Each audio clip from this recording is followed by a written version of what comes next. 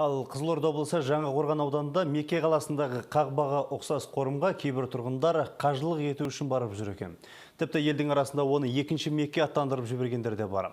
Алайда дін қызметкерлері бұл үрдістің дұрыс еместігін айтады. Мына ғимаратты бір қарағанда шынымен Мекке қаласындағы Қағбаға ұқсатасыз. Осы жердегі қызметкерлердің сөзінше, мұнда бұл орынды тамашалау үшін жан-жақтан жұрт жиі жиналады.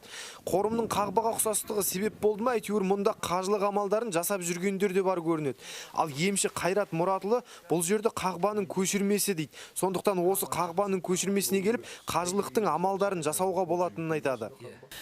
Қорасан бабының басындағы Қағбаны бабамыздың, оны Қағбаның көшірмесі деп түсіну керек.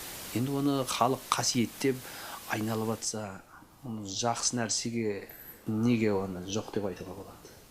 Сондықтан ой жаққа барып, Құранда айтады ғой, «Инна ағлам мин ниети» дейді. Ниетлесең де ниетіңе қарай берем дейді. Ол халық жаман нәрсені істеп атқан жоқ оны. Ал мешіт қызметкерлері бұл жерді екінші Қағба деу қате түсінік дейді.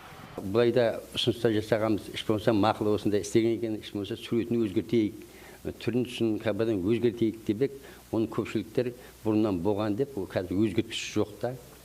Имам бұл жерде тек Қорасан атаның қорымы деп түсіну керек дейді. Қорымға 1995 жылы жөндеу жүргізілгенде Қағбаға ұқсатып істелінген екен.